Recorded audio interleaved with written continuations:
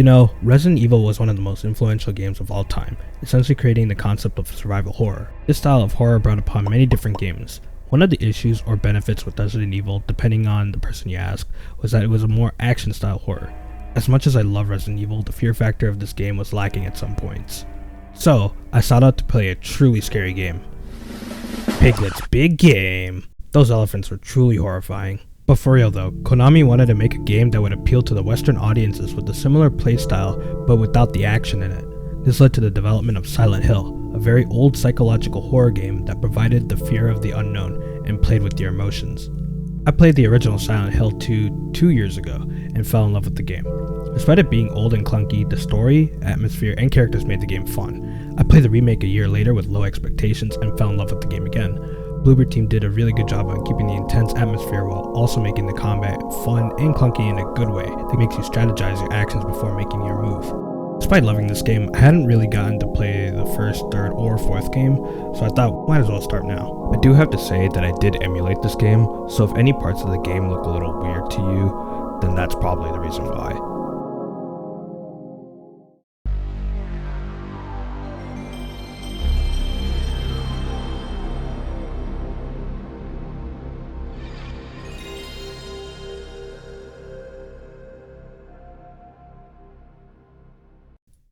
We start off with a weird message and a man, Harry Mason, and his sick wife, Jodie Mason, finding a newborn baby in the middle of nowhere. They basically adopted her and named her Cheryl. During this time though, Jodie unfortunately passes away due to her sickness. And years later, Harry and Cheryl go on a trip to Silent Hill. While driving, they see a cop overtaking them, which they later see her bike stranded on the side of the road. Later, a girl shows up on the road, which makes Harry swerve the car and crash. Harry wakes up from the car crash and realizes that Cheryl is missing. He gets out of his car and sees that the entire town is foggy. I gotta admit, the CGI cutscenes here kinda show the age, but considering that this game was made in 1999, I'll let it slide. First thing Harry does is wonder where Cheryl is, and then he notices that Silent Hill is a ghost town. There's so much fog and there's no one here. Right off the bat, you can tell that the controls are clunky, not to mention there are tank controls. I have a love-hate relationship with tank controls. On one hand, it narratively makes sense. Harry Mason's not Leon Kennedy. He isn't military trained or combat trained in any way. He's just a writer and a father. These tank controls also give an added difficulty to the game, which gives an added fear factor. However, I'm also only 21 years old. I never really grew up with these kinds of games. I was more of a Nintendo dude. So learning to get used to it was a bit of a struggle. I did get practice from Silent Hill 2, but it's been a while, so I was basically just relearning it. It's one of the reasons why I find it hard to recommend these games to any of my friends, besides the fact that they don't really play horror games that much. But once you figure out the tank controls, it's honestly not that bad. As we make our way forward, we see Cheryl in the distance running towards something. We follow her through the thick fog until we go through a fence.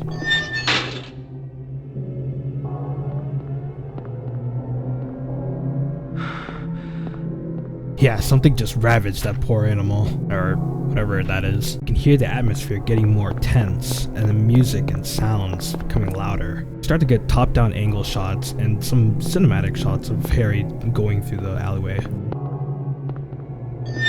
As you keep going deeper into the alleyway, it gets darker and darker. The sirens are also getting louder. You don't really have much for light, except for a lighter. Things just keep getting weirder and weirder. You find a broken wheelchair, and a hospital bed with what I assume is a body in it. Watch how the game builds up.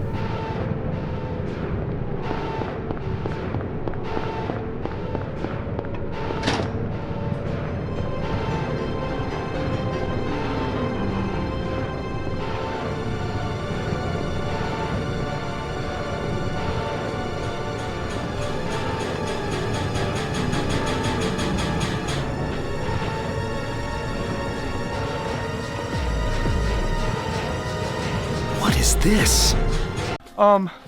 I really hate to say this. I think there's someone hanging right there. Yeah, so we find this dead body just hanging out around here. Harry is rightfully confused and terrified about what's happening right now. But before we can process anything, Harry turns around and sees two monsters running after him. They jumping me! They jumping me! Save your boy! You try to run, but there's no way out. All that's left is to die to that monster. Oh. The monster that just killed us was called the Grey Child. I'll tell you a little bit more about it later, but just for now, keep it in the back of your mind. Fun fact, in the European and Japanese versions of the game, these creatures had a change in model and name since they didn't really like the idea of killing children. But I guess America's just built different. Harry wakes up and thankfully it was all just a dream. We meet the police officer from the intro sequence, and Harry explains to her that he was just on vacation and has no idea what's happening with the town. He then proceeds to ask her if she has seen Cheryl. Sorry. The only person I've seen in this town is you. Where is everybody? I'd tell you if I knew, believe me. But from what I can tell, something bizarre's going on. She, however, doesn't have the answer to that question. She talks about how there is something off with this town, and then introduces herself as Sybil Bennett. She's actually a police officer from Brahms, which is the next town over. The phones are all dead, and the radio too. I'm going back to call in some reinforcements.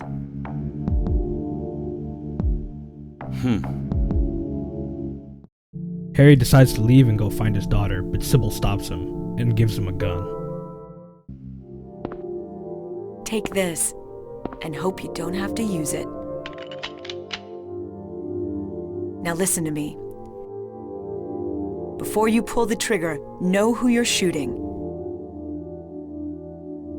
And don't do it unless you have to. And don't go blasting me by mistake. Got it? Yeah, thanks. Sybil then tells us to stay near the area, and then she leaves to get some reinforcements. We are now left to wander on our own. If we look around, there is a health drink on the counter, a knife on the table, a flashlight, a map of Silent Hill, and a save point. These save points are a bit scarce but very important, as it basically prevents you from having to redo 3 hours of progress once you die. We approach the door until the radio on the table makes noise. What's that? Huh, radio. What's going on with that radio?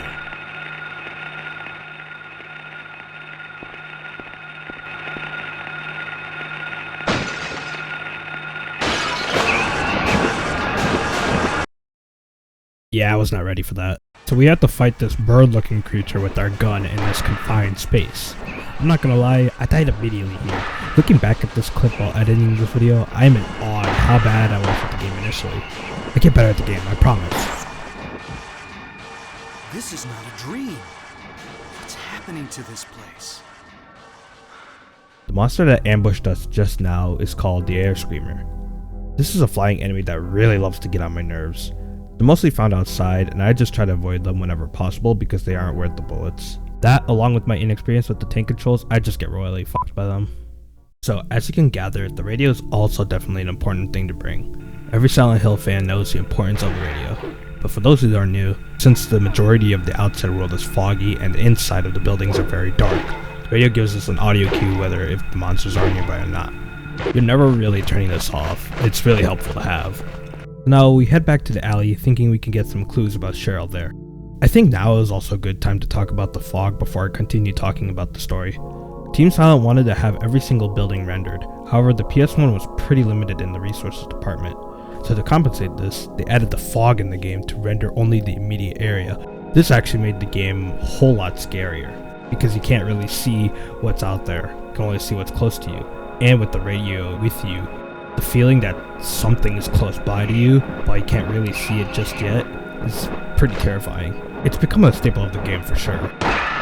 As we head for the alleyway, we get jumped by another enemy called the Groaner. These are essentially the dog enemies of the game, and they are pretty hard to kill with a melee weapon. Not to mention the knife you were given earlier sucks. You have to really rely on your pistol to kill these guys, otherwise you're going to be having a hard time.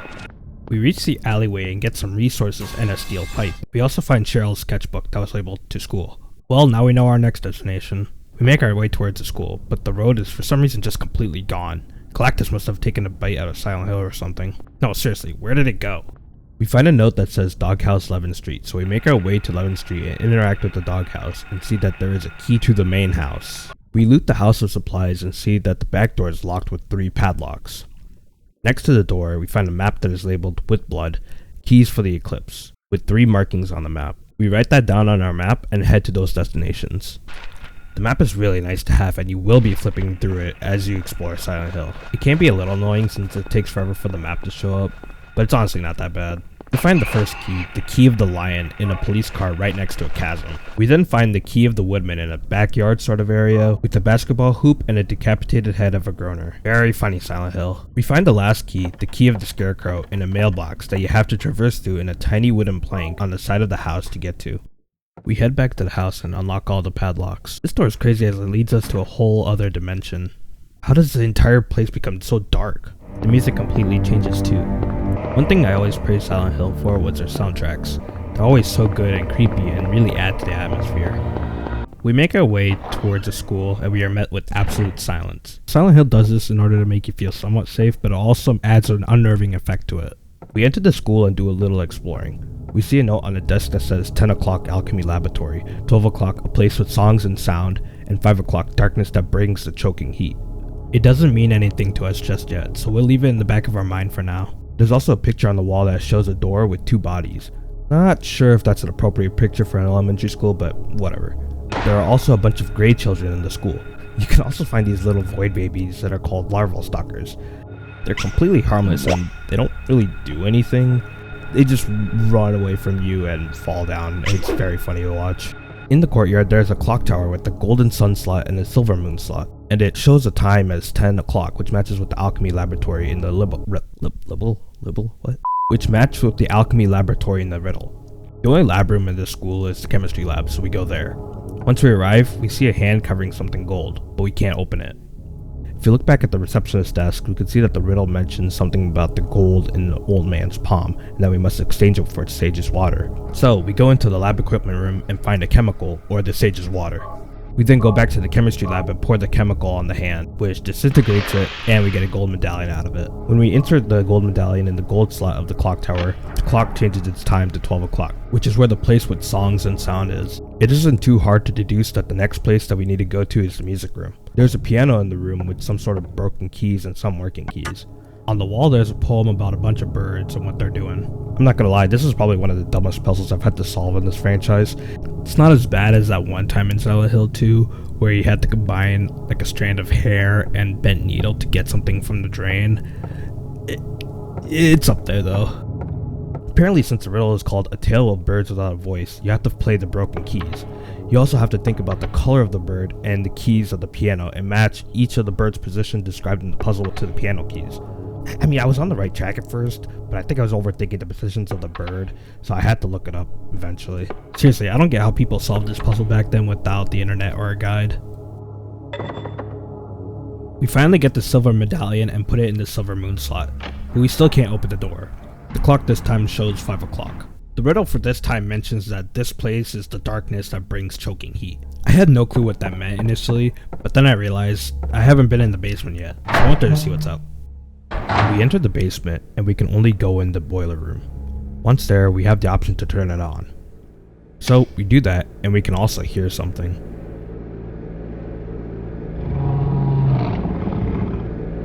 Uh-oh, the clock tower is fully unlocked.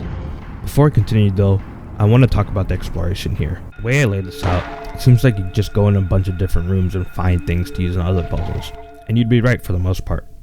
However, there are several rooms that are locked in the school, so exploration won't be so linear. There will be doors you have to unlock on the other side so you can have access for a shortcut. There are other important rooms with important items and puzzles that are locked and you may need a key to open them. Backtracking these games are kind of cool in my opinion. There are also a couple rooms that I want to talk about that I've encountered in my exploration of the school. Silent Hill often does this thing where it will put in random sounds to unnerve you in certain rooms. Here's an example.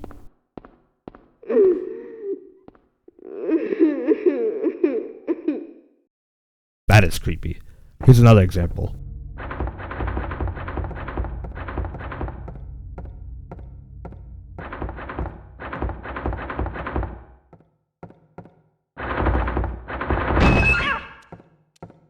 Oh, it's just a cat.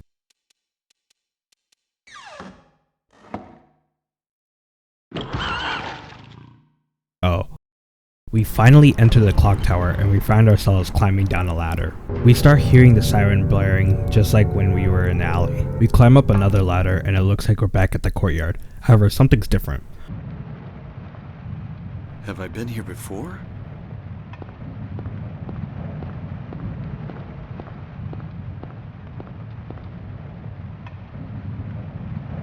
I don't remember this being here before. We find some sort of ritual circle in the center, and you can hear the music being more intense than before. As shown in the map, we are still in Midwich Elementary School. However, it isn't exactly the same one. Run the clip.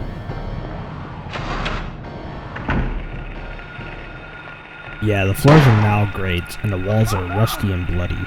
Welcome, my friend, to the other world. The other world is the nightmare dimension version of the real world that comes from the powers of Silent Hill. Believe it or not, this isn't our first time here. We were actually in this world during the alleyway when everything became dark and we heard this exact same siren noise. But we continue on to explore the place. We enter a room and we get a rubber ball? Okay, whatever. We can find another room with a huge fan in it. Yeah. Throughout the place you can see that this place will be crawling with a lot of grey children, where you could find 3 of them in one room instead of 2. In the receptionist room, we could find a door with 3 squares and 2 bodies hanging on the side. This was in the picture in the receptionist room in the real world. We can't open the door just yet, but we do notice a small slot in the door. If we explore other places, we can find a card with 3 squares next to a bunch of scattered cards. This card looks just like the door, so we insert this into the slot to unlock the door, which gives us access to the left side of the first floor. We can go into the girls' bathroom and find absolutely nothing, but when we exit, the door from the receptionist room we went through earlier is gone, and there's a big fence blocking our way forward. I was pretty confused at first, and even more so when I went to the boys' bathroom and found some shotgun bullets. We can go through the girls' bathroom and exit the room again, and we see that we are back to where we started. There is some sort of time and space warping power in the girls' bathroom that takes us to the girls' bathroom on the second floor. I didn't even notice that this was happening at first, so I was pretty lost. When we go through the boys' bathroom on the first floor, we can find a little surprise.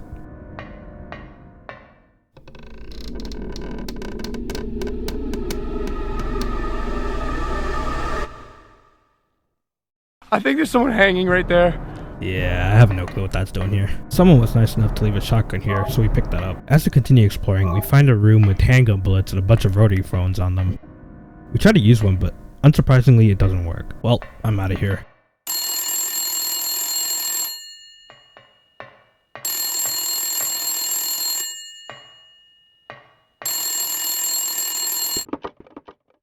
No, no, no, no, no! No! No! No! You don't have to do that! Mom, you don't have to do that! Why did you redeem it?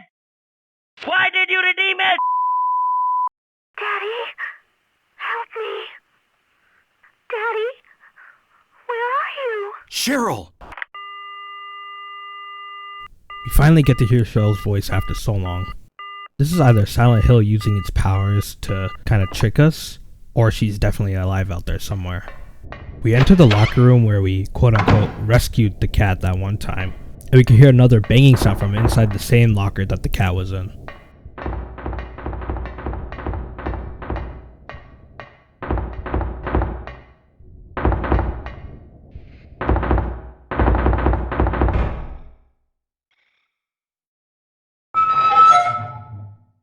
Yeah, the inside of the locker that the cat was in is all bloody. Dang, what a sick joke. I can't believe... Ah, of course. Can't be a horror game without something startling you. Anyways, we pick up the library reserve key that dropped from the dead body and head on over there. We arrive at the library reserve and we find a book on the table. The book is a fairy tale that Harry read as a kid about a hunter hunting a big lizard. The hunter basically rage baits the lizard, saying that no one is afraid of the lizard, and this pisses the lizard off, so he opens his mouth to swallow the hunter whole. The hunter shoots the arrow into the lizard's mouth and kills it. What a dumb story. When am I ever gonna need this? We can go up to the rooftop to see a drain with the key hanging in there. We can't take it out with our hands, so we turn the valve to let the water flow through, only for it to go down another drain. This is where we use the rubber ball. We put it on the first drain so that it blocks the water from flowing through it, which then lets the water flow through the drain with the key in it. When we go to the courtyard, we can pick up the key and learn that it is the classroom key. Again, I don't know how anyone was supposed to find it, but whatever. We use the classroom key, get jumped by gray children, and head down to the basement again. In the boiler room, we can see a door puzzle that involves turning the valve, so it makes an opening for us. It can get a little tricky, but it's not too bad. Once we do this, we go through the hallway and go down the elevator.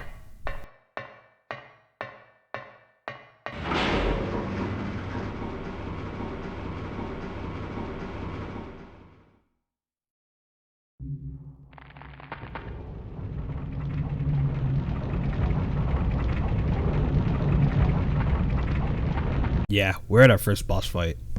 This boss is called the Split Head, and it's like this overgrown lizard thing. At first, I didn't really know what I was doing, because I was shooting him and it felt like I was doing no damage. Man, this lizard's terrifying. Wait, say that again. Lizard? Remember that hunter story we were talking about earlier? The hunter had to rage bait the lizard in order to make him open his mouth to eat him, and then while that happens, he shoots an arrow in his mouth, which kills the lizard. So we have to do a little rage baiting ourselves. So I shot him with shotguns to aggro him, and once he started opening his mouth, it was an easy shot from there. You know, when we stayed in them apartments, it's never.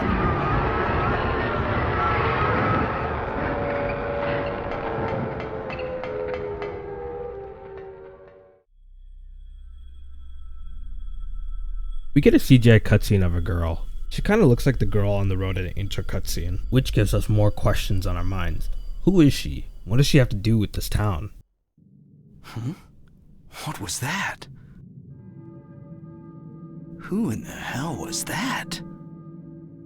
We're back at the boiler room and we see that there's a key labeled K. Gordon. Harry then also hears church bells in the distance, so on our map, we mark the Balkan Church, which is our next destination, and so we get out of the school. I'm not gonna lie, after being in the nightmare school for so long, it's kinda nice to be outside in the foggy world again, where there's some sort of light. It's kind of odd. Before we head to the Balkan Church, we stop by at the K. Gordon house. We use the K. Gordon key and enter in the house, and we are met with a lot of supplies. But I didn't really find anything else that added on to the lore of the town. We head inside the Balkan Church and we see someone waiting in there for us.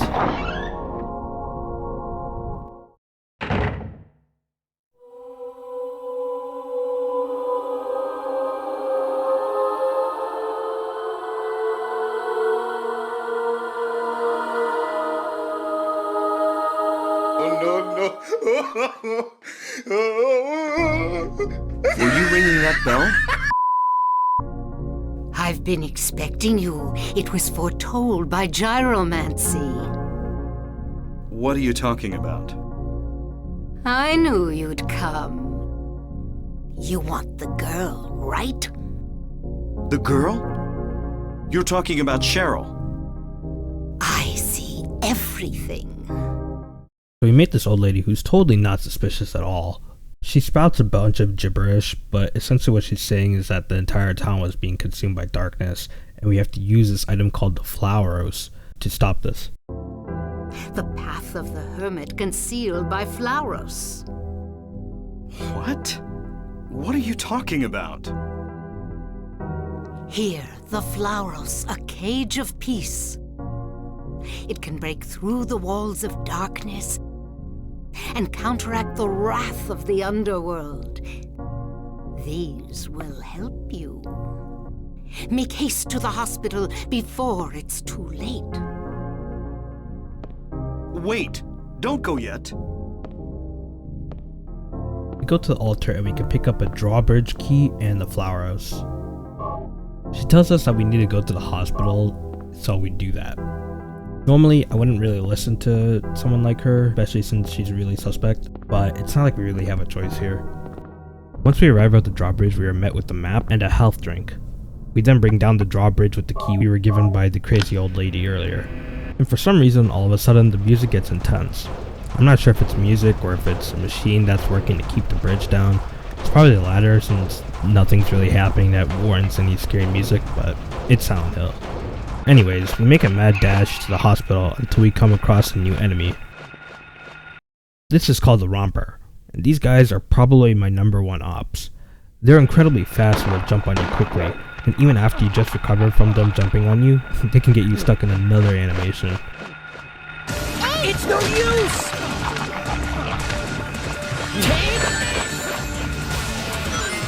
Because I'm not trying to waste my time and bullets on monsters on the outside world, I try to run away from them, but these guys are just so damn fast. It's like I'm playing Temple Run.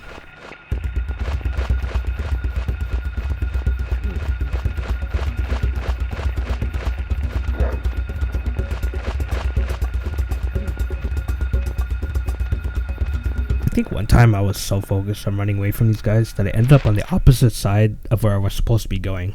Like, bro, these guys were stressing me out.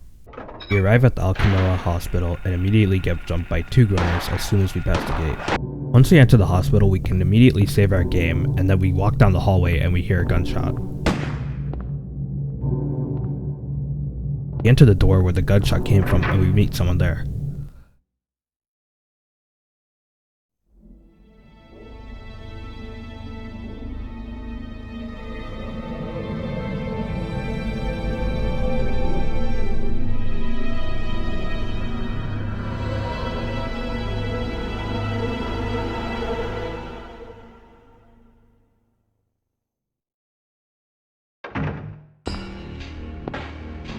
Hold it!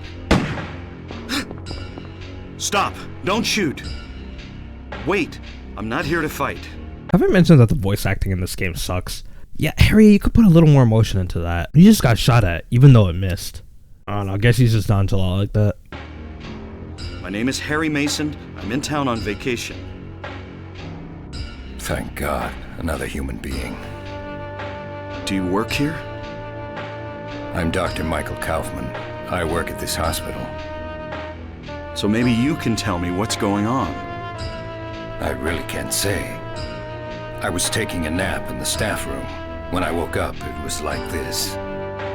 Everyone seems to have disappeared. And it's snowing out, this time of year. Something's gone seriously wrong. Did you see those monsters? Have you ever seen such aberrations? Ever even heard of such things? You and I both know creatures like that don't exist. Yeah. Have you seen a little girl anywhere? I'm looking for my daughter. She's only 7, short, black hair. She's missing. I'm sorry. But with all those monsters around, I highly doubt that she's... Sorry, I didn't mean to alarm you. Your wife, she's here with you? She died. Okay, so we meet a man named Dr. Michael Kaufman, who also seems to be a victim in all this. I won't lie, something about him is a little off, but I can't really place it just yet. And it's also here that we learned that Jodie passed away 4 years ago, before they went on this trip to Silent Hill. Dr. Kaufman then gets ready to leave and then wishes us luck. Anyways, we put that in the back of our minds and continue exploring the hospital. In one of the rooms we could find a map for the hospital basement. In the conference room adjacent to the room, you can find the key to the basement. If you go down the hallway and enter the kitchen, you can find a plastic bottle sitting on one of the countertops. I can't lie, I almost skipped over the water bottle, but the camera angle was kind of pointing towards it, and it looked kind of important out of all the other stuff in the room. In the director's office next to the kitchen, we can see that the place is all messed up. There's books everywhere, shelves are messed up, and we can also see some red liquid splattered on the ground. There's some broken glass in there too, which suggests that there was a vial of red liquid at some point. We used the plastic bottle from earlier to collect some of that red liquid. We don't know what it does just yet, so we'll hold on to it. We go down further in the hall and then enter the basement. Ah, great.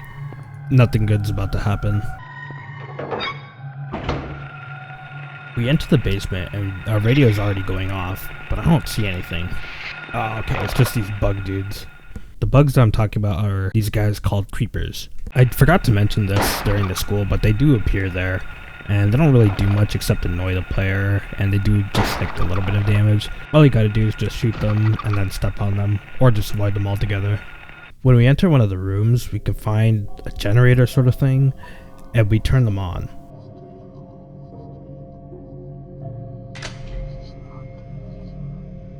Doing this will actually let us access the elevator since we couldn't before. We click on the number 2 to let us access the second floor, only to find out that the door is locked. No matter, we can go to the 3rd floor and... Okay, never mind. Well, I'm stumped. I don't know where to go. Wait, has that 4th button always been there? Alright, let's click on it.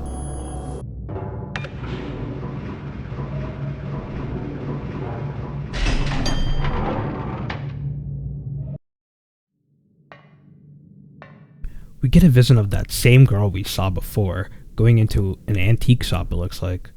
But it looks like we got more pressing matters to worry about. Judging by the rusted walls and floors, it looks like we're back at the other world. But that's weird. There's no indication that we went into the other world. No sirens or anything. With no other choice, we move on forward. As soon as we go through the door, we try to open the first door we see, but it's jammed. We continue on, but then we hear an unlocked sound, so we go back to it, only for the door to be jammed again. But there's nothing to note about these hallways since all these doors are pretty much jammed, so we go downstairs and go through the door.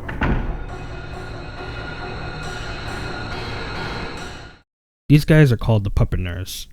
They have a parasite that latches onto them, as you can see by the lump of flesh off their backs. They're not too particularly hard. All you have to do is shoot them until they fall and then step on them.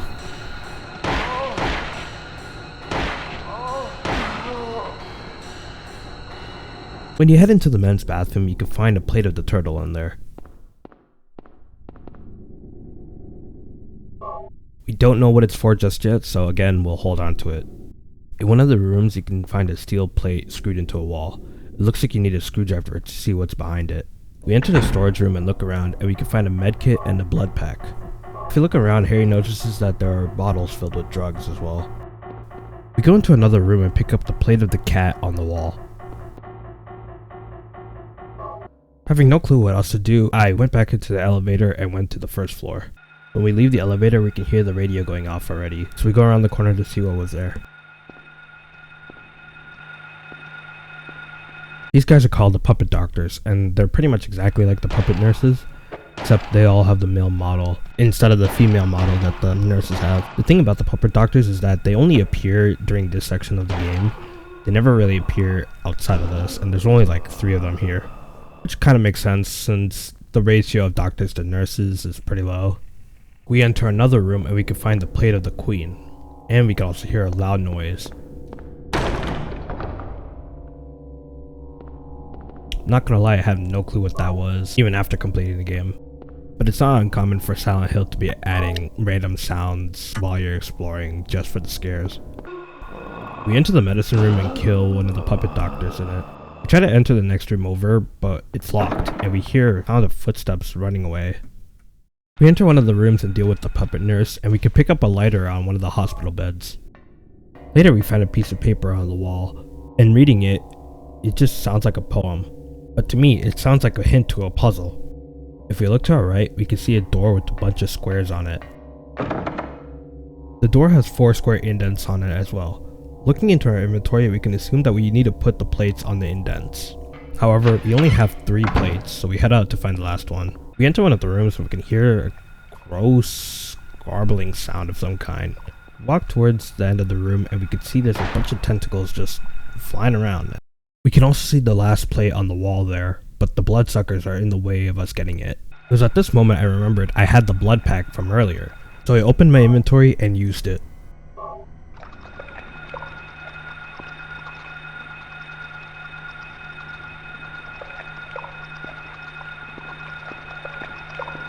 We finally pick up the plate of the Hatter, and now we go back to the door to solve that puzzle. I just want to say that while I was editing this video, the Silent Hill remake got announced. I just want to say that the timing could not be any better. Between this, Silent Hill F, Resident Evil 9, and Secret of the Mimic, which is coming out tomorrow as I'm editing this video, this is gonna be hype, bro. We go back to the room where the door was, and we insert all the plates into the indentations. You may have noticed this already, but all the plates are basically references to Alice in Wonderland. It's just another reference to classic literature, just like how the 3 keys to open the Eclipse door is all references to Wizard of Oz. We go through the door and take care of the puppet nurse that's waiting outside. We can find the basement storeroom key, which is sitting on a table.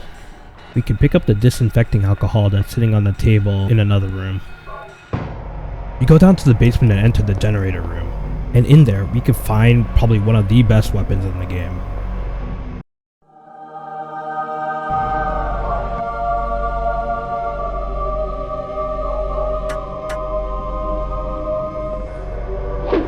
I kid you not, this weapon does so much damage that it kills these monsters in like 2 to 3 hits. It's crazy. The label for the weapon says that it's hard to use, but honestly, all you gotta do is just position correctly and then you'll be able to kill these guys pretty easily. We enter the storeroom with the basement storeroom key and we can see like a big shelf at the end of the room. If we look to the left of it, we can see some markings on the floor, so we try to move the shelf. Moving the shelf reveals a door behind it, and so we go through it. We enter the room and find a bunch of boxes and a metal grate underneath us. If you try to interact with it, you learn that you can't really do much with it since there's a bunch of vines in the way that's preventing it from moving. We poured the disinfecting alcohol on the vines and light it up with the lighter that we got from earlier. This causes the vines to light on fire. I love committing arsony. After burning the vines, we finally now have a way forward. Going through this hole on the floor, we go down the stairs and we're now in this long corridor. We get to the door at the end of the corridor and we get jumped by a puppet nurse. After dealing with all the other puppet nurses, we go to the next door and then we get jumped by 2 more. Damn, I can never get a break in this game. Alright, finally killed all the puppet nurses. Let's go through this door. Nope, never mind. Are you kidding me? It's like a war zone in here. Do nurses live down here or something?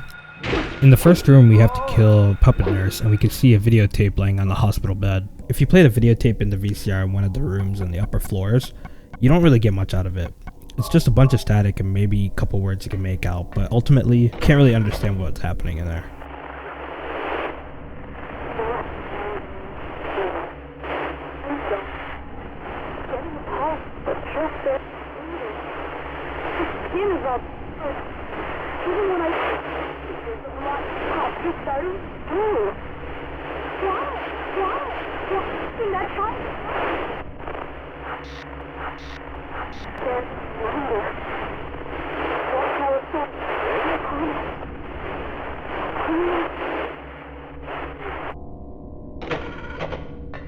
We go into a next room only for it to be empty, and we can hear a bunch of glass shattering. We go into the next room where we find a hospital bed. If we look around, we can see the picture of the girl we've been seeing throughout the game. We finally learn that her name is Alessa. I think it's safe to say that this hospital bed belonged to Alessa. We pick up the examination room key right next to it and we head out. Remember the door earlier where we heard the sound of footsteps? Yeah, the examination room key is used to unlock that door. So we unlock the door and see what's behind it.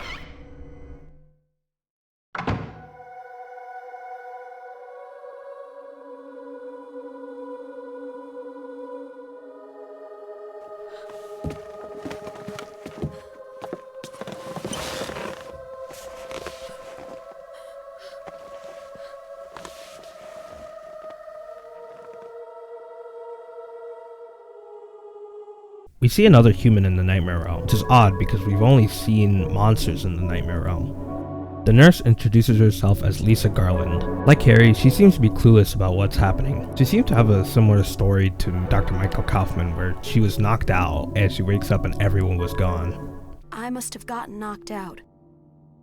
When I came to, everyone was gone. It's awful. So you don't know anything either. Great. I just don't get it. It's like this is all some kind of bad dream. Yeah, a living nightmare. Harry then asked her if she has seen Cheryl. She, however, hasn't seen Cheryl at all due to her unconsciousness. We proceed to ask her about the basement where we saw the hospital bed and a picture of Alessa, but she doesn't seem to know anything about it. In fact, none of the other nurses were allowed to even go in the basement. See, I'm personally skeptical about this because we've gone to the basement and we've seen a ton of nurses there. It's probably either game design or maybe I'm just missing something here, but yeah. Harry was about to tell Lisa what was in the basement until the loud siren started playing and he started getting a minor headache. Damn! My head. What's wrong? Harry? Harry, let me help you. Harry?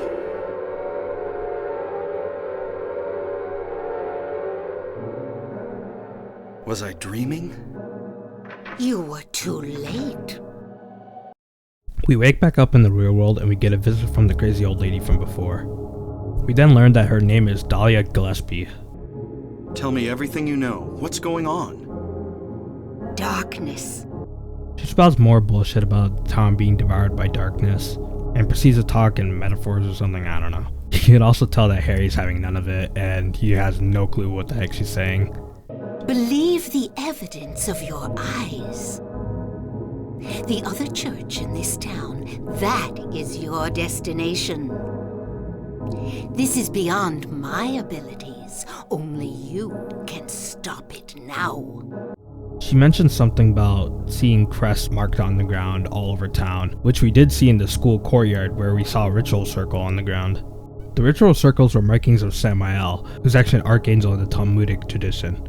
He's also a figure who is accuser or adversary, similar to Satan in the Book of What?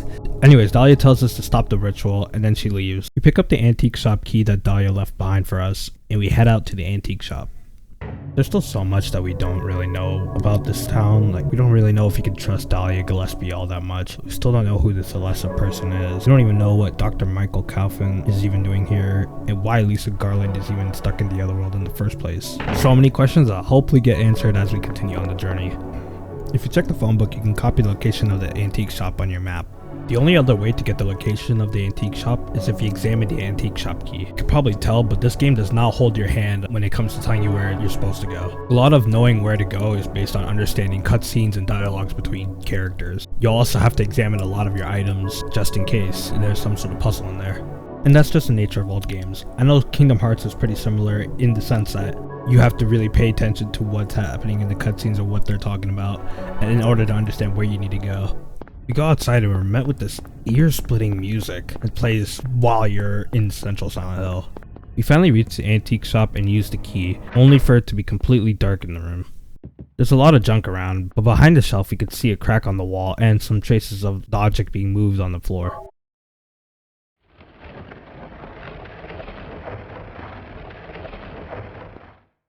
Behind the shelf, there's a huge hole in the wall, and we see a familiar face.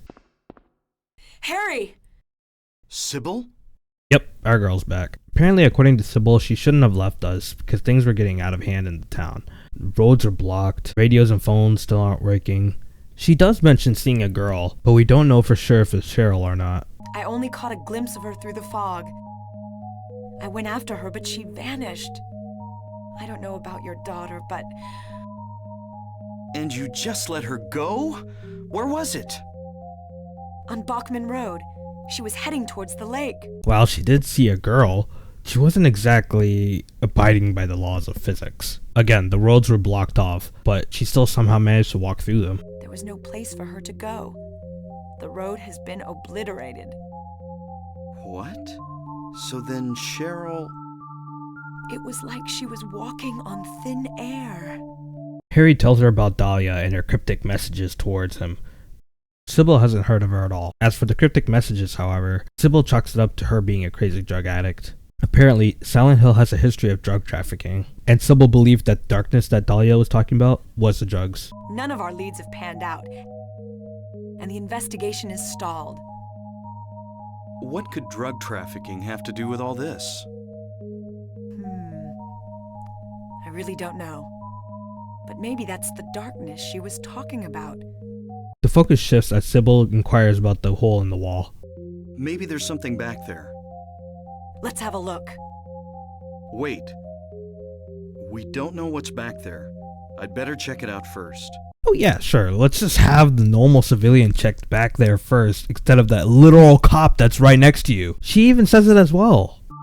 No, I'm going. Okay, man. Before Harry goes in, he asks Sybil one more question. Do you know anything about... well, like some other world? It's like some kind of bad dream. What are you talking about? I'm not quite sure. I try to make sense of it, but then my mind goes blank. Everything's dark there, and I hear sirens in the distance. I met this nurse, Lisa. It's like I was there, but not really. It's all a blur, like some kind of hallucination, you know? I have no idea what you're talking about, Harry. Oh. I was just wondering. Never mind. Harry, you're tired. Yeah, maybe. Well, that's weird. Sybil's entire experience in Silent Hill has been completely different from ours. She hasn't been in the nightmare realm at all. Who's to say if she even found any of the monsters that we were fighting? I think she still has seen the monsters, but she hasn't been into the other world. I mean, why would she give us the gun at the beginning of the game? Harry goes through the hole, walks down a long hallway, and exits through another hole, only to end up in a peculiar room. He walks over to find a weird altar at the end of the room. He comes to the conclusion that this was the other church that Dahlia mentioned in the hospital. Interacting with the altar makes Harry wonder who they actually worship.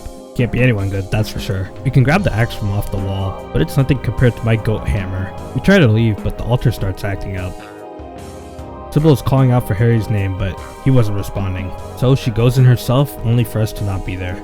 We wake back up in the other world with not much warning, just like last time, and we see Lisa sitting in front of us. Harry, Lisa? Then I'm in the hospital? you were having a bad dream. Was I? Hey, you don't look too good. Are you okay? I'm fine. Harry then asks Lisa about Dahlia Gillespie. If anything, she should probably know who she is since she's a resident here. She actually does give very important information about Dahlia Gillespie. Oh yeah, that crazy Gillespie lady. She's kind of famous around here. She never sees anybody, so I don't know that much about her. But I heard her kid died in a fire, and supposedly she's been crazy ever since. Well, that explains it. Well, she says the town is being devoured by the darkness. Do you have any idea what she's talking about? The town devoured by the darkness. Yes, I think I do. It's here that we learn that Silent Hill has a history with black magic and occult sort of stuff. This is a pretty interesting thing that Lisa brings up. We do know that the town has history with drug trafficking as well, so maybe that has something to do with all the occult stuff that everyone keeps spewing up about.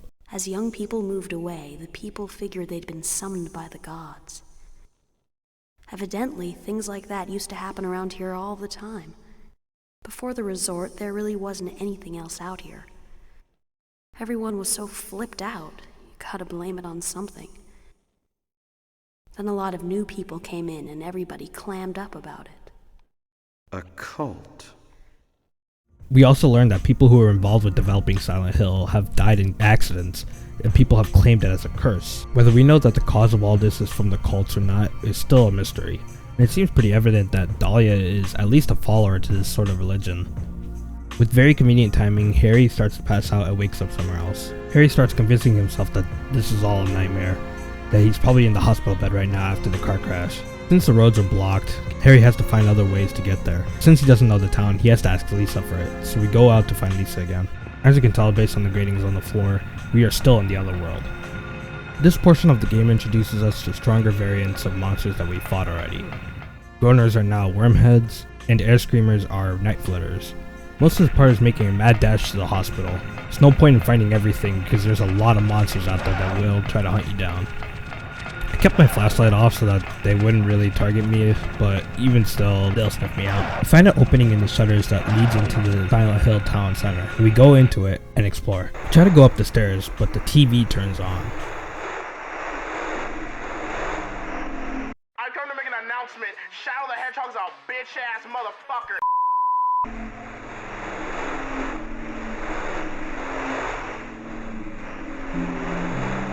Daddy, help me. Please? Where are you?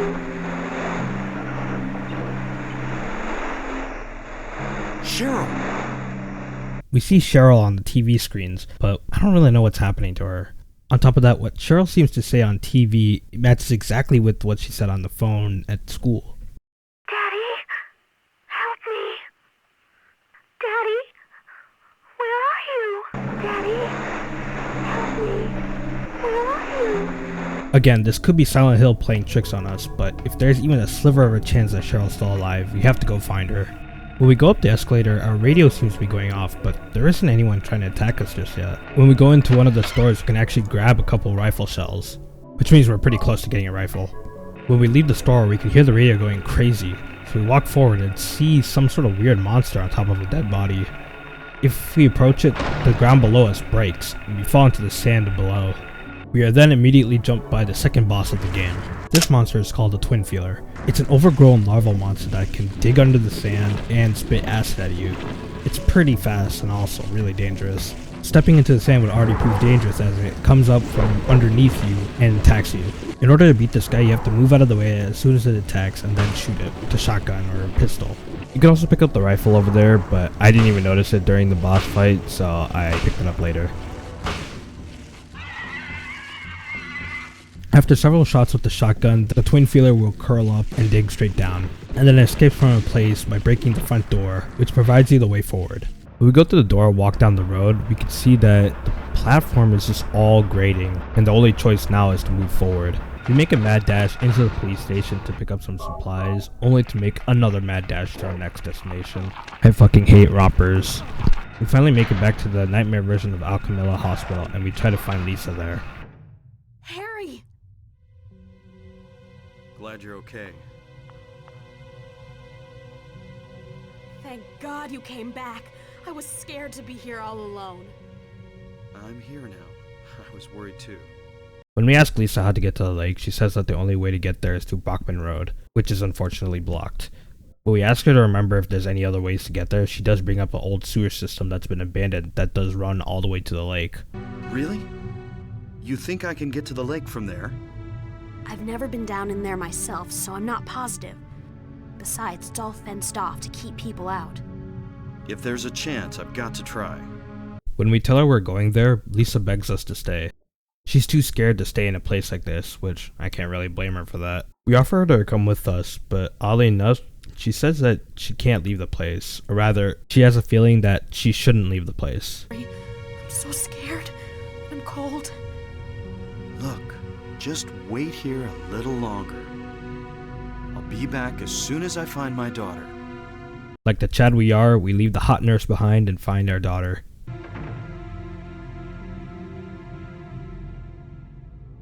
We go outside and wow, what happened here?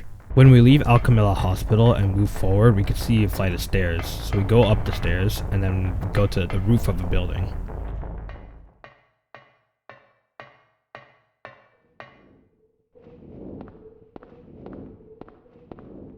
Hello everybody, my name is Markiplier and I am officially back. Yes! Yes! Yes! The Twin Feeler we fought earlier metamorphosized into the Float Singer. He's back for round 2, so we gotta put him in his place again. Despite being labeled as a giant moth, it's actually able to spit out acid at you and also sting you with the stinger, which moths don't really have stingers. Essentially all you have to do is just use your firearms and play at a distance and be sure to dodge the poison that it spits out. Using a rifle here is also really beneficial as it does a lot of damage.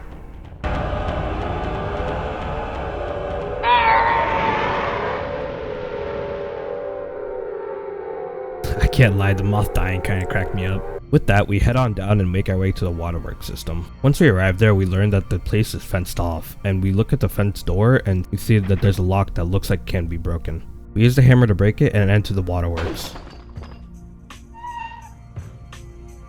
Once we go through the fence, we go down the ladder and then enter the sewer system. I can't lie, this was probably my least favorite section in the game, because traversing through the sewer system on my first playthrough, I was lost a lot of the times. When we make our way down the long hallway, we are met with a new enemy. For some reason, our radio isn't detecting it, but it doesn't really matter right now. The Hang Scratchers are the sewer demons or the sewer creatures of this game. They look like green reptilian creatures. They're known for attacking from the ceiling. They're easy on their own, but they typically attack in groups, posing them as more of a threat than some of the other monsters. When we explore further into the sewer, We can find a room where you can find a sewer map, a save, and a sewer key. We can explore until we find a dead end in the sewer, but it's a mix of blood and sewer water. And we pick up the sewer exit key. Get these guys off me! So immediately after we pick up the key, we get jumped by 3 hang scratchers. After killing all of them, we finally try to leave the sewer system. We made it to the Silent Hill Resort now. Now the main goal is to get to the lake, but there is another side quest that you can do in the area. Whether you do it or not is up to you, but it is pretty important later on. We head on down to the bar and we see someone there.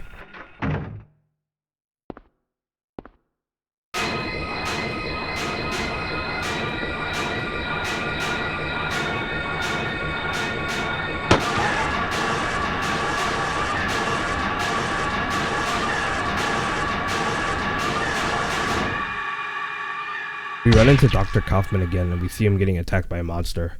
Yeah, I guess so. But I'm beat. I thought I was a goner there. So how'd it go? Did you find a way out? No, not yet. How about you? Zip. But it's too soon to give up. He then proceeds to explain that the military squad is coming, and that they should be able to go home once they arrive. He then wraps up the conversation and gets going. But when Harry asks him about Alessa, he gives a short and sweet answer no, and then continues to leave. The fact that he gave such a short response makes him a little suspicious. Like he knows more about the town and Alessa than he's letting on. If you go to the spot where Dr. Kaufman was attacked, we can get the Kaufman key and a receipt. Looking at the receipt shows that the store is Indian Runner and the code for something is 0473. We make our way to the Indian Runner, and once we arrive there, there's a padlock with a 4-digit code. We input the code from the receipt and then we enter the general store. Once we enter, we can see that the entire place is trashed. Walking to the cashier's table, we can see a journal. In the journal, the writer says that someone's been showing up to the store and at Norman's, and he's getting a little worried about it as well. Worried to the point he thought about leaving town, but he's too scared to do so. He also said that he was involved with these people at some point, so he knows about what they're doing, but we don't know yet. He doesn't really explain it in the journal. We check a shopping list or a delivery list on a wall, and it gives us a code to the Norman's building that was mentioned in the journal through the rear entrance. Checking the drawer behind the cashier's table, we can find a safe key. Using it to unlock the safe unveils something pretty interesting. Yeah, the manager of the Indian Runner is hiding some drugs. It's interesting because it lines up with what Sybil and Lisa have both been saying about drugs, and this is just evidence to back up the drug trafficking problem that happened in Silent Hill. Another picture on the wall shows that Norman's building was a motel, so we make our way down there. Once we arrive at the motel, there's a keypad where we have to input the code from the delivery list. When we enter the inn, we can immediately pick up the magnet from the couch. Reading the newspaper on the table shows an investigation about PTV dealers who are still at large, and suspicious deaths have been happening to people who are against these kind of drugs, like the mayor and narcotics officer. The PTV is actually referring to the drugs that we saw in the safe, and also the drugs that Sybil was talking about that caused the entire drug trafficking scandal in Silent Hill. Going through the other door gets us into the garage, where we can find a motorcycle sitting there. It doesn't seem to work, and it seems very old, but there's been some dust wiped away at the gas tank cap. We can unlock the front entrance, and we make our way to Dr. Kaufman's room. Upon entering, we can examine the shelf, and we can see we can push it. So we push the shelf, and we see a hole on the floor. Upon examining the hole, we can see a key in there. However, we can't fit our fingers through there, so we need to get creative. We use the magnet to fish the key out of the hole, and we see that we acquired the motorcycle key. We go back to the motorcycle in the garage, and we use the motorcycle key to unlock the motorcycle. Opening the gas tank cap, we can see a small vial of red liquid. It's similar to the broken version of it in the director's office at Al Camilla Hospital. Just then, Dr. Kaufman enters the room, and he is not happy. Give me that. What is this? That's none of your business. Instead of messing with that, how about coming up with a way to get out of here? You shouldn't be hanging around here goofing off. What do you think you're doing? You want to get yourself killed? Get out of here. Okay, take it easy. Unless you want to die, keep your mind on business. Got it? This scene here kind of confirms a little of our suspicions towards him. While we don't know the details, he does know something about the broken red vial that was in the director's office, and also he knows what it does. Even more so, he was involved in the drug trafficking of Silent Hill. He was the guy that the guy in the journal mentioned, and he was dealing the PTV drugs to all the people. With not much else to do, we head down to the lakeside. As we make our way to the lake, we are met with an earthquake and we start to enter into the other world again. However, Harry notes that instead of reality shifting into a nightmare, the reality is becoming a nightmare instead. It's time to make another mad dash down to our destination. After some running, we reach a boat area where a bunch of wormheads start chasing us. We go inside the boat and we walk down the stairs where we can find Sybil again. Harry! How did you get back here? I followed the sewer. Were you the one who cut the fence? Yeah. I'm glad you made it. I was worried about you. You were worried? Where did you disappear to? Never mind. I want to know what's going on here. What is with this town? Before explaining what Harry learned, he assures Sybil that he is sane and he's not going crazy. In this scene, Harry explains to Sybil about how the whole town is being taken over by the Otherworld, a place created from someone's nightmare and delusion, and that was the darkness taking over the town that Dahlia was talking about. Understandably so, Sybil doesn't exactly follow what Harry is saying, but he continues to explain that Cheryl is trapped in the Otherworld and he needs to save her. Well, what's making this happen? I don't know that either, but I do know Cheryl is there. There? Under whoever created this darkness. Cheryl is somewhere and she needs my help. Sybil tells Harry that he needs some rest because of what he's been through. Sybil, Hello, boys! I'm back! The demon is awakening, spreading those wings. Dahlia Gillespie. Was it not as I said? I see it all now. Yes, everything. Hungry for sacrifice, the demon will swallow up the land. I knew this day would come. And what's more, the task is almost finished. There's only 2 left. To seal this town to the abyss, the mark of Samael. When it is completed, all is lost. Essentially, Dahlia is saying that if the ritual were to succeed, things won't be looking good for the world. The dead will walk and martyrs will burn in the fires of hell. Everyone will die. Harry asks Dahlia what he needs to do to stop it, and she gives a simple answer that he needs to stop the demon in the form of the child, presumably Alyssa, before Cheryl gets sacrificed. Stop the demon! The demon taking that child's form! Stop it before your daughter becomes a sacrifice. Before it is too late. Stop it! Stop it! She tells us that we need to go to the lighthouse and to the center of the amusement park where both marks of Samael are. Sybil says that she doesn't know what's going on, but if there's a chance that it will save Cheryl, she'll help. So she goes to the amusement park while we go to the lighthouse. Harry then thanks Sybil before she leaves. Dahlia tells Harry that he needs to use the flowers in order to get rid of the seal. The flowers. Only with that can you stop it. And then when he asks what Sybil should do, she leaves before he can get an answer. This leaves us a little worried for Sybil, but we're already wasting time, so we need to move on. Immediately we can start collecting bullets and other materials before heading out. As I left the boat to check my map, I see a head of a romper right behind me, and I knew my fate was sealed. Because this fucking romper pounced on me, I gotta put it in its place. Doesn't help when I moved to an area where there was not 1, not 2, but 3 rompers waiting for me. Fuck my chungus life. Yeah, I had to air out this bitch immediately. After avoiding a bunch of night flutters and wormheads, we finally make it to the lighthouse. We save our game and we walk up the stairs for what feels like an eternity, almost as if it's preparing us for something. We make it to the top of the lighthouse and we see Alyssa putting down the mark of Samael. Wait! Damn, I was too late. We were too late to stop her before she disappears, so we head back to the boat to meet up with Dahlia and Sybil. Sybil hasn't come back. Our worries start to come into fruition as we notice that Sybil hasn't come back, so we head to the amusement park to see where she is. We can find a ladder that goes down to the sewer, and Harry thinks that Sybil took this route to the amusement park, so we head down there.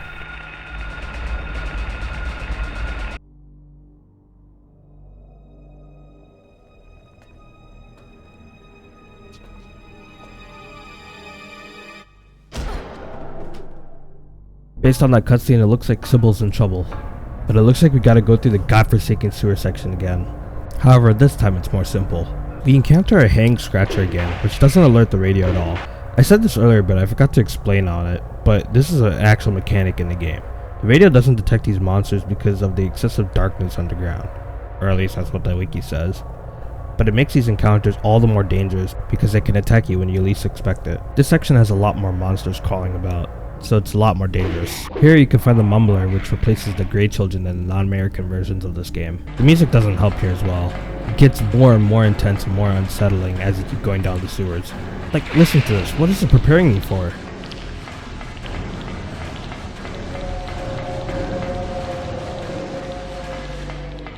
We finally make it to the ladder and we climb up it, and now we find ourselves in the amusement park. We move forward and we find an eerily working carousel with no one riding on it. Going past it leads us to a save point and an ice cream store. Exploring the area leads you to an entrance to the merry-go-round. We enter in there, and we're met with the cutscene.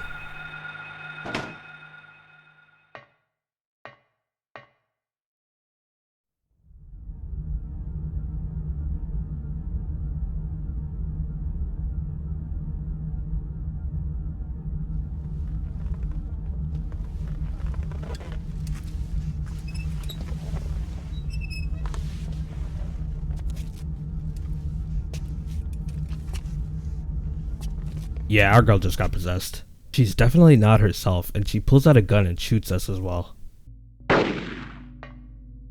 Yep, now we're in another boss fight. Your main goal for this boss fight is avoiding all our gunshots, because they do an insane amount of damage.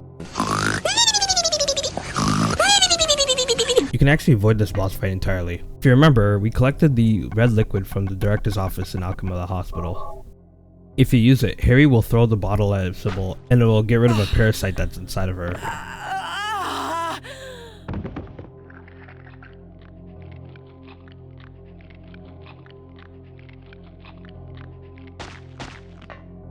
Sybil! Wake up! Snap out of it! Sybil! There was no hint that you have to use it here, so in the first playthrough, you probably missed it. I almost did miss this until I looked up what I had to do with the red liquid before the boss fight, because I haven't used it in a while, so I was getting a little worried. It was a bit frustrating that they didn't give us any hints about this, considering that if you want to get the best ending, you need to save Sybil. Although, the game does give a subtle hint once you're at the end of the game, and it is encouraged that you replay the game again with the knowledge of the first playthrough and try out new things. It makes sense in the context that it is a puzzle survival horror game, but man, maybe at least one hint would be nice. If you do save Sybil, you get more context about Cheryl and Harry. I'm not sure myself. But, you know, Cheryl isn't my biological daughter. I actually haven't told her yet. She probably already knows anyway, though. We found her abandoned on the side of the highway. Nobody knew where she came from. We didn't have any kids of our own. My wife was sick, and it didn't look like she was getting any better. So we took Cheryl in. So in that case... there might be some connection between Cheryl and this town. So what do you do now? It's right here that you learn that Harry is truly the GOAT. Cheryl is my daughter. I will save her no matter what. As Harry is about to leave, he sees Alessa standing on the side. I figured you'd show. Hold it right there. He tells her that he doesn't care what she does. All that he wants her to do is to let Cheryl go. And his name is Johnson!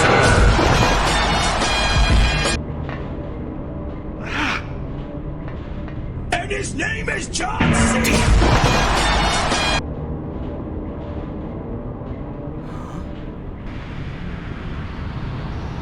is this?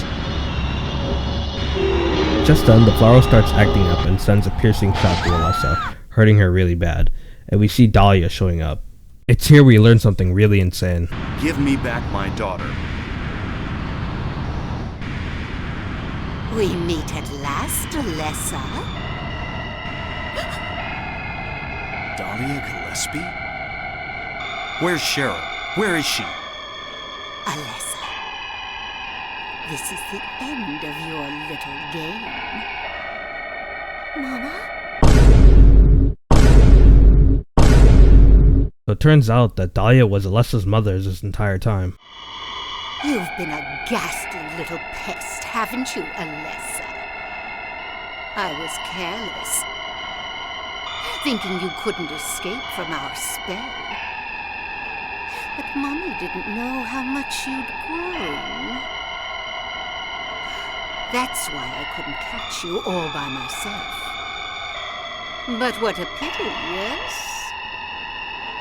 Now you're half indebted to this man for his help.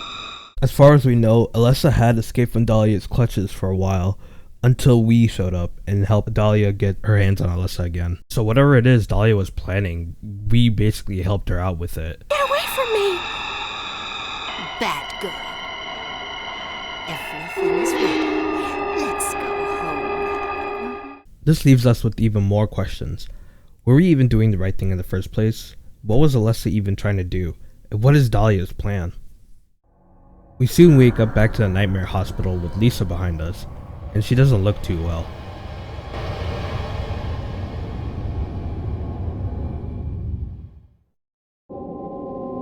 Harry. Lisa, what happened? Where's Alessa and Dahlia? Harry, listen. Something you said before has been bothering me.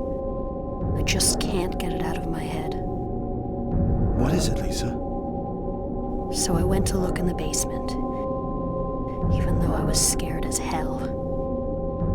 Like you said, there were these creepy rooms, but nothing really unusual down there. But while I was down there, I got this weird feeling. Like I'd been there before. Like something happened there, but I can't quite remember somehow. What was it? Harry, help me. I'm so scared. I can't take this. It's only a temporary thing. You're in shock from when you were knocked out. Don't fret about it. You'll remember after a while. No. You don't understand. Wait! Where do you think you're going? With that, Lisa barges off and we hear a noise coming from the basement. So we explore around the place. We exit through the door and immediately we learn that we're not in Alchemella Hospital anymore. This is different. We go to the door and it opens by itself and Harry says that he's being summoned. What happened in this town? What could be making things like this? I have a feeling if I take the elevator down, I'll find it. Cheryl. Poor Harry, man. He was just on a trip with Cheryl and he got himself in this situation. Once the elevator doors open, we enter into Nowhere. No, literally, that's what the place is called. This place is probably the most confusing section of the game. Nowhere is an amalgamation of all the sections you have explored thus far into one building. You may go through a door and end up from the hospital into the antique shop again. On top of that, you are not given a map, so you really need to rely on your short-term memory for getting around the place. In one of the rooms, you can find a key that's lodged into a pipe. You can't really get it with your fingers, so we need another tool to help get it out. In the opposite room, there's a bird cage with the key inside it, and you can hear wings of a bird flapping. We've seen things like this in Alchemella Hospital, with the bird cage and the screwed plates on the wall, but we couldn't do anything with them at the time. It's in this section where they actually do become puzzles that you need to solve. Going out in the hallways, you can actually hear a girl giggling.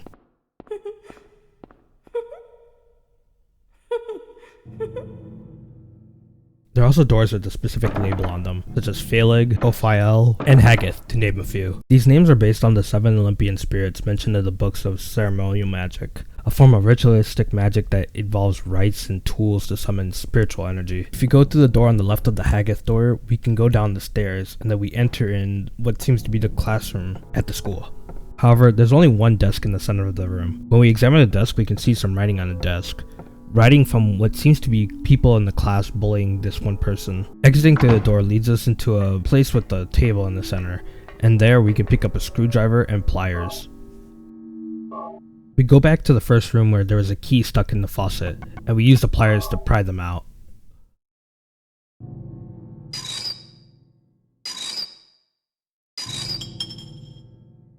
Picking up the key reveals that it is the key of a file, so we pick that up and go. If we enter through the door that leads us into the antique shop, we can find an old clock. One of the hands is actually a key, but we can't pick it up because of glass covers in the way. There is a square indentation on the clock that we have to note for later. We use the key of Ophiel to unlock the door labeled Ophiel. When we enter through the door, we can find a slate on the wall that is labeled the Grim Reaper's List, with a list of people's name and their age, who are presumably dead. Right next to it is a weird looking keypad with the letters of the alphabet on it. We don't know what to do with it yet, so we keep exploring. Going around the corner and down the hall, we can find another slate that gives us a clue to the puzzle. This clue is essentially telling us that the people in the list are in the order of youngest to oldest. Since the keypad only has letters on it, we input the first letter of their first names in the order of their age. Inputting the first letters of their first name actually gives you a word alert. Not exactly sure what this means, but whatever. We enter through the door into a weird room of some kind, and we explore a little further. We enter through the door that leads us into another room with a bunch of hospital beds and dead bodies on them. At the end of the room, we can pick up the amulet of Solomon that's mounted on the wall. And when we leave the room, we unexpectedly meet Lisa again. Harry? Lisa, what's the matter with you? I get it now. Why I'm still alive even though everyone else is dead. I'm not the only one who's still walking around. I'm the same as them. I just hadn't noticed it before. Lisa. Stay by me, Harry. Please. I'm so scared. Help me. Save me from them. Begging us for help, she tries to come close to us, but Harry pushes her off. It's here we get to see one of the creepiest and most heartbreaking cutscenes in this game.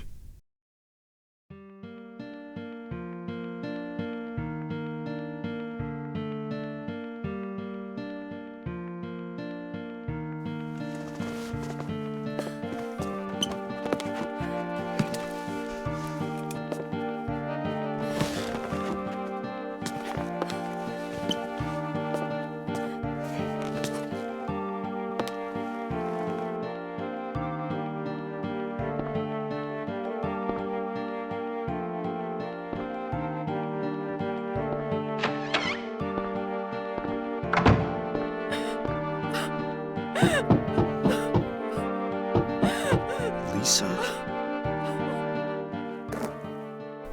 It turns out that Lisa is already dead, like the other nurses in the hospital.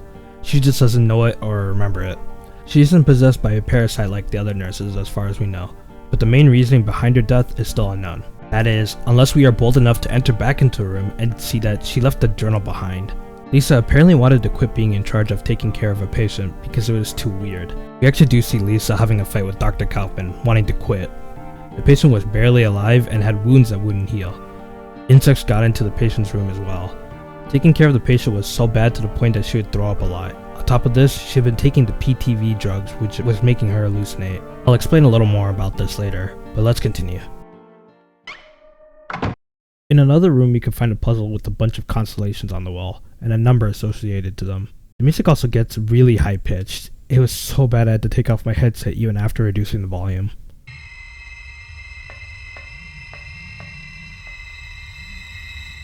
It ticked me off because it wasn't like this before Lisa's scene.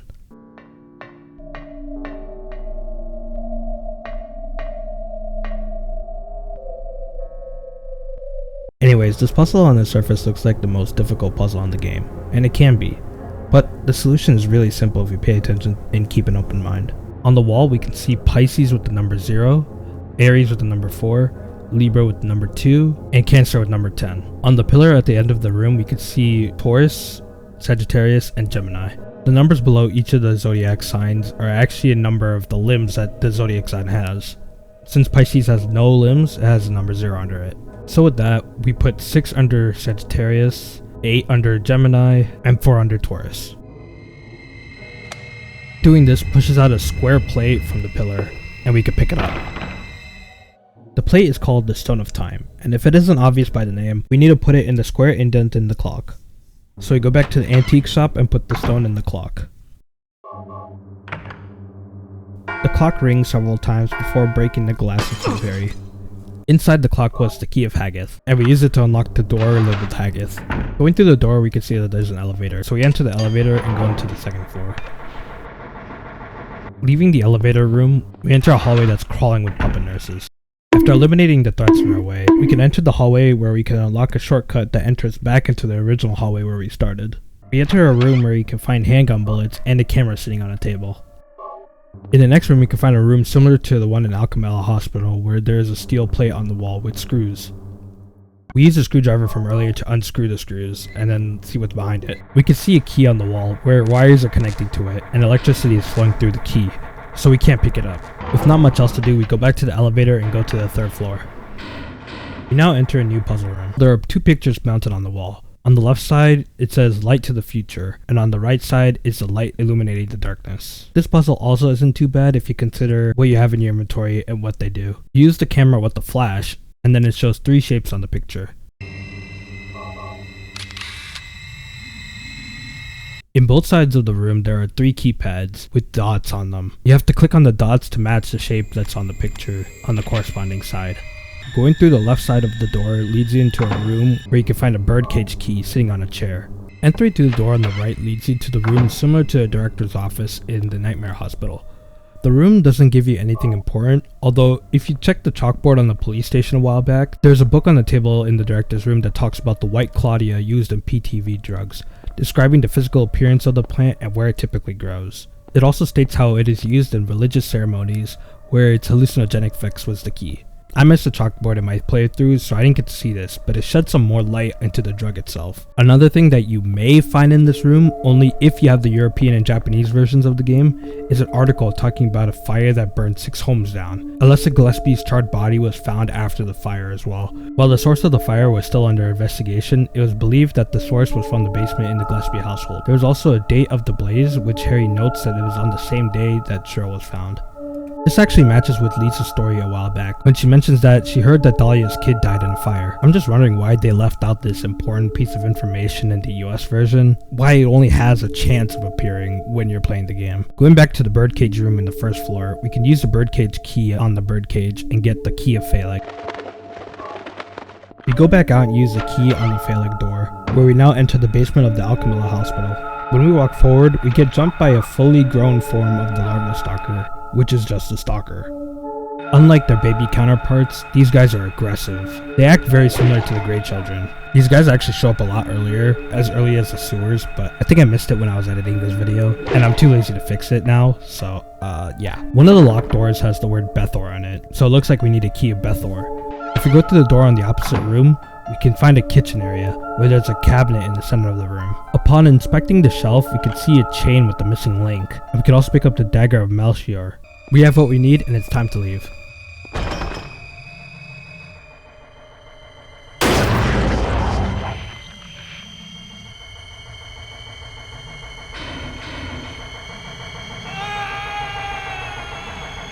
Are you serious? I lost like 10 minutes worth of progress from that. Not only do I have to be scared of the monsters outside, but I have to be scared of the puzzles too? It wasn't terrible since I got back to the part I died at pretty quickly, but still. From now on, I'm going to start being wary of all the puzzles I see. I actually missed this, but in one of the rooms on the second floor, you can go back to the jewelry store in the Silent Hill Mall, and you can pick up the Crest of Mercury, some rifle shells, and the Ring of Contract, which is actually what we need to use for this cabinet. We use the Ring of Contract to connect the chains together, and we take the Dagger of Melchior, and this happens once we leave.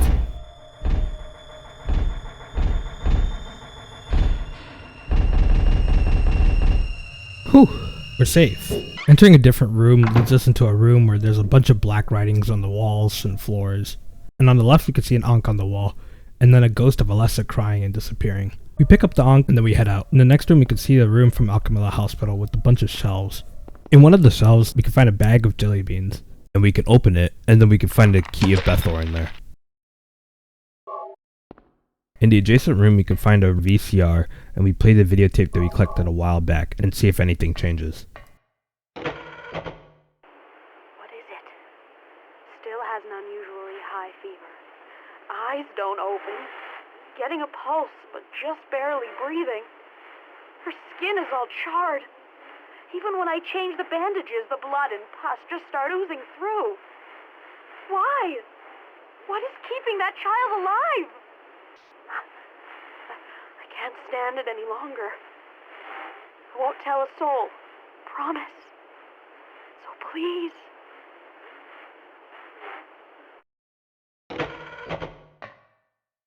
This gives us some more details about what Lisa was seeing. This patient that Lisa was taking care of was barely kept alive with their charred body and blood and pus oozing through. Lisa was getting disgusted by it and she looked like she wanted to quit. You can probably tell who the patient is already, but I'll come back to this later and give a full explanation. In one of the rooms at the end of the hall, we can enter what looks like a bedroom. On the walls you can see specimens of butterflies and moths on the wall. And entering further into the room, you can see drawings on the floor. Upon closer inspection, you can see that each of the drawings are the enemies that we fought throughout the game, which suggests that she created the monsters. How or why she did it, we don't know, but we'll learn that soon enough. We also see the clothes hanging on the wall, and Terry suggests that maybe the kid is around 6 or 7. Upon looking at the door, it looks like we need to put some of the things that we've been collecting on the door so we can unlock it. But we're still missing one, so we go back. Going back to the first door in the hallway, we use the key of Bethor. We're back at the nightmare school in the basement, where we could see a generator in front of us. Turning off the generator reminded me of the key that had electricity flowing through it, so we go back down to get it. Going back to the room, we can now finally pick up the key of Aratron. So we take that and then we go back. Opening the door of Aratron gives us a pretty interesting cutscene. Everything is going according to plan, sheltered in the womb. But it's not done yet. Half the soul is lost. That is why the seed lies dormant. And what soul remains captured in that husk is buried deep down in the subconscious. Are you trying to say it won't work? That wasn't our agreement. No, these are just stalling tactics. If we lend a hand, we will be able to get power. Never fear, the promise shall not be broken. But the power we could draw now will be very weak. Almost nothing. Unless we get the other half of the soul. We'll use a magical spell. Feeling this child's pain, it's sure to come. But that will take time. So apparently, Alessa has split her soul in order to stall whatever Dahlia has been planning. You can also see Dr. Kaufman here, meaning that he was definitely involved with the cult and he definitely knew who Alessa was. This room is the same room in the basement at the Al-Gamal Hospital, suggesting that she was a secret that the hospital wanted to keep from other nurses. Anyways, looking on the desk, we could pick up the disc of Ouroboros, and now we have all we need to open that door. We put each of the sigils on the door, and then we unlock it, and we get another interesting cutscene. Come along. No, I don't want to. Do what Mommy tells you now. I just want you to lend me a teeny bit of your power. That's all. No, I don't want to do it. It will make everyone happy, and it's for your own good, too. Oh, but Mommy, I just want to be with you. Just 2 of us. Please understand. Oh, yes, I see. Maybe Mommy has been wrong. Mommy! Why didn't I see this before? There's no reason to wait. Herein lies the mother's womb, containing the power to create life. I could have done it all myself. Mommy? This is kind of sad to see, but Dahlia definitely wanted to use her daughter for the cult's ceremonies, but for what purpose will soon be revealed. We walk down the stairs and we could see Sybil pointing her gun at Dahlia. I was shocked to realize the talisman of Metatron was being used. In spite of the lost soul returning at last. Just a little longer and all would have been for naught. It's all because of that man. We must be thankful to him. Even though Alessa has been stopped, his little girl has to go. What a pity. Sybil tries to shoot Dahlia, but the bullets get reflected by an invisible barrier. And soon enough, she gets blasted by an invisible force and gets incapacitated. Harry shows up and asks Dahlia where Cheryl is, but he gets a really unfortunate answer. What are you talking about? You've seen her many times, restored to her former self. I'm in no mood for jokes. Don't you see? She's right there. That's absurd. So apparently she claimed that Alessa and Cheryl are both the same person. Dahlia says that Alessa has been suffering for 7 years since the day the fire quote-unquote killed her. She's been trapped in an endless nightmare, all in preparation for the cult's salvation. He has been nurtured by that nightmare, waiting for the day to be born. The time is nigh. Everyone will be released from pain and suffering. Our salvation is at hand. This is the day of reckoning, when all our sorrows will be washed away. When we return to the true paradise, my daughter will be the Mother of God. Just then, the original body and the combined spirits of Cheryl and Alessa form into one being, the Incubator, or the Mother of God. But before we can react to it, Dahlia gets shot, and then we see Dr. Kaufman pulling up. Quit screwing around. Return things to how they were before. Kaufman! Did I ask for this? Nobody uses me. Dr. Kaufman comes to the rescue, but for more selfish reasons. Your role is over. We don't need you anymore. What do you think you can accomplish by coming here? My, aren't we getting cocky? Bet you can't see this. Just then, Kaufman pulls up the vial that we found in his motorcycle, to which Dahlia calls it the Aglophatus, and she thought that she got rid of it. All I had to do was plant it somewhere for you to find. You all, well, kept you busy. Ha! You're easy. Then there's more where this came from. Stop it!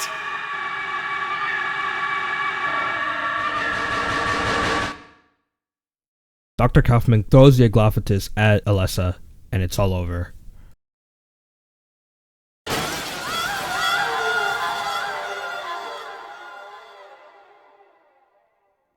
Or so we thought. Huh? What the?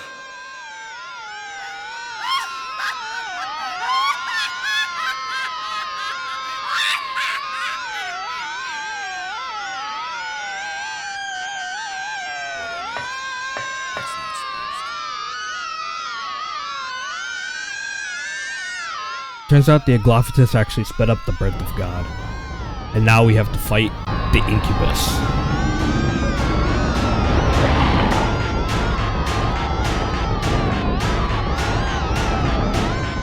Immediately, the Incubus stabs Dahlia and kills her, and we're next in line.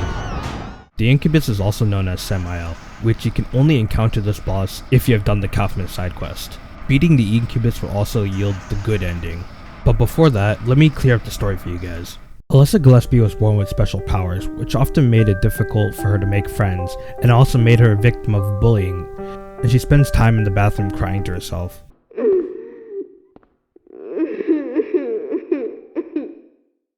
On top of this, the Order, which is the name of the cult that we've been talking about, wanted to use her powers to birth God.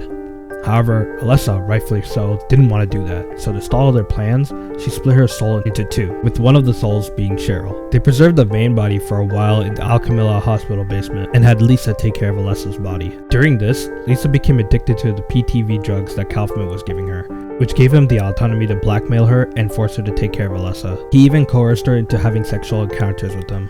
The substance abuse, blackmail, and stress of taking care of Alessa took a toll on her as she started to hallucinate insects invading her apartment and blood and pus oozing from the faucet. She dies during that time, but her spirit gets trapped in the other world, where Harry meets her. Meanwhile, Alessa's main body was in a constant state of nightmare and torment, so after 7 years she calls her second half back, which made Cheryl want to visit Silent Hill again. So, Harry took her to Silent Hill for a vacation, but Alessa's spirit was blocking the road and made them crash. After the crash, Cheryl was merged back into Alessa, and they are now one. So, Alessa's spirit walks around, spreading the seal of Metatron to end her nightmare forever. This, however, also spreads her nightmare, and we see the monsters and the other world coming to fruition. The Groaners manifested from Alessa's fear of dogs, the Grey Children manifested from the bullies that tormented her, and the Splithead manifested from the fairy tale book that we read earlier, to list a few. Dahlia misleads us by giving us the flowers and telling us to break the seals of Metatron, which undoes Alessa's progress. And now we're in this situation, where Dr. Kaufman had thrown the Galaphatus at Alessa. Before all this, he made a vial of the Galaphatus that had the ability to dispel any demonic beings. However, Dahlia broke one of them, so he couldn't reverse the effects if things didn't go his way. But Kaufman had another vial hidden away just in case something like this happens. If we didn't save Kaufman in this optional side quest, we wouldn't have been able to extract the incubus out of Alessa. Instead, we would have to fight Alessa herself as the incubator, and kill her, which would result in the bad or bad plus endings. The incubus himself seems to be based on Baphomet, and he isn't too bad of a boss. All you gotta do is keep your distance and shoot him with the rifle and... Oh god. The incubus can shoot red lightning bolts which does severe amounts of damage, and it can instantly kill you if you lose even a little bit of health. One thing you can do is have full health and shoot him, and once he hits you, you can just take the health and heal right back to full health. However, something I found that worked is, if the incubus starts charging up his lightning move, just run in a circle and he won't hit you. After shooting him several times with the rifle, the incubus dies.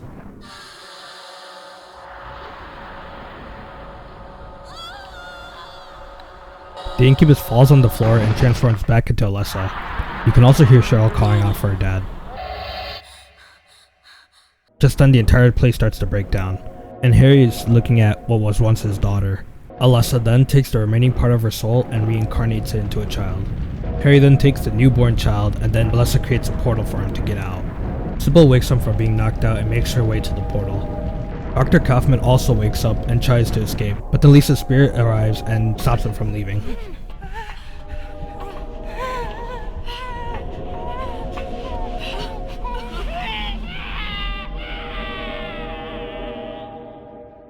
Harry and Sybil tried to escape, but it doesn't look good for them. But Alessa uses the remaining of her powers to stop the debris from falling on them, and let them escape.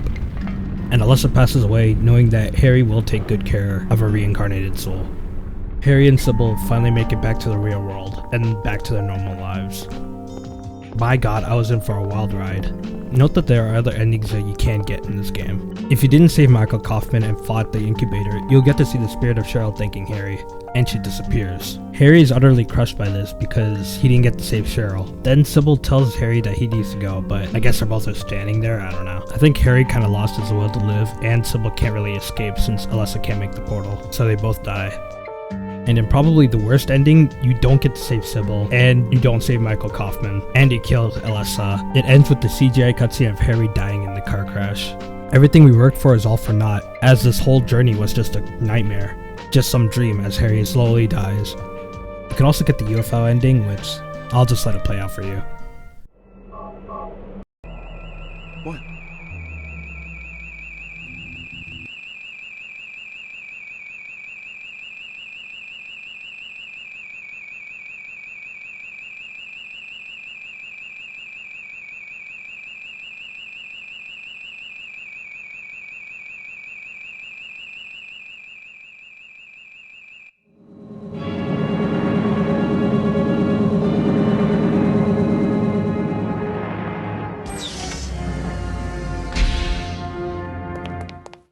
Sorry.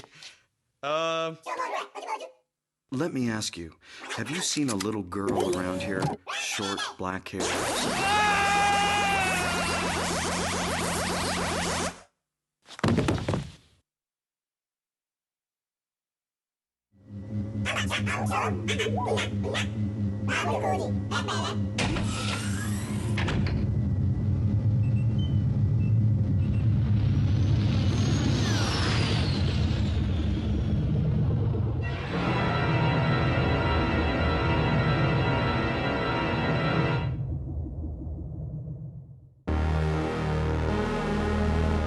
Yeah, I don't know, man. Don't look at me, I just play the games. In order to get this ending, you need to start a new game after beating the game, and get the channeling stone from Convenience Store 8.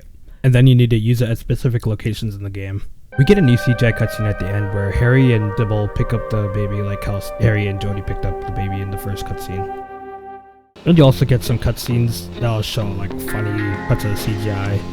It's nice that despite Silent Hill being a horror game, there's still some silliness that they added into the game. And you get the stats at the end of the game. I didn't do too crazy considering I got 5 stars, but like, I don't really care. I have to say that this game was one of the best horror games I've played, aside from Silent Hill 2 of course. Sure, the gameplay isn't as fun, and it's a little clunky at times, but the sound, atmosphere, and the lore that they have put together in this game made it really unnerving and really scary. The story doesn't have any slow burn horror or symbolic storytelling like Silent Hill 2 does, but its atmosphere keeps you terrified throughout the game, unlike Silent Hill 2, where they keep the scariest stuff for the end. Where Silent Hill 2 gets its scares from the storytelling, Silent Hill 1 gets its scares from the atmosphere and ambience. It, in fact, is scarier than Silent Hill 2 in my opinion, although Silent Hill 2's storytelling is a lot better. Now, that's not to say that Silent Hill 2's atmosphere isn't scary, but Silent Hill 1 does earn points in this regard. You have to consider that it was the first installment in the franchise, dating back to the PS1 era with good graphics for its time. Indie games like Puppet Combo derived their inspiration from games like Silent Hill 1. Its story also revolves around cults, which can be cool and gives fresh ideas. I find it interesting that they dropped the cult stuff entirely in the second game and focus on the more psychological aspect of the game, which is something I personally prefer over the cult stuff. The soundtracks was also really good, ranging from melodic to creepy and unsettling. I prefer 2's emotional soundtrack more, but 1's creepy and scary soundtrack was really good. But despite that, this game was fun and the puzzles were also fun to solve. Although for one of you, the darkest pit of hell has opened to swallow you whole. So don't keep the devil waiting, friend. I'm kidding, it wasn't that bad. Despite never growing up with these kinds of games, the fact that I've played them and liked them says a lot about these games. And I just hope that Bloober Team brings out that terrifying atmosphere and body horror into the remake, which, considering how the remake for the second game turned out, I'm very optimistic for it. Hey guys, I just want to say, if you watched this video to the end, thank you very much. I spent over a month making this video, and I am pretty proud with how this turned out. This isn't a typical video I'd make, but I do love this franchise enough to make a 1-hour video on it. This is my first time making a video like this though, so I do apologize if it wasn't like entertaining or stimulating enough, or if there were any mistakes I made along the way. I did work hard on it, so it would be greatly appreciated if you could subscribe to my channel and like this video, so I can get the motivation to make more videos like this. Feel free to comment down anything I missed or any constructive criticism you got as well. Also, let me know if I should do a video on Silent Hill 2, or even Silent Hill 3 since I haven't played that yet, or if there are any other games that you want me to try out and make a video on. And also, please follow my other socials, like my Twitter and Twitch. I want to get into streaming, and I don't really have an audience to stream to yet. Thanks again for watching, and I hope you have a good night.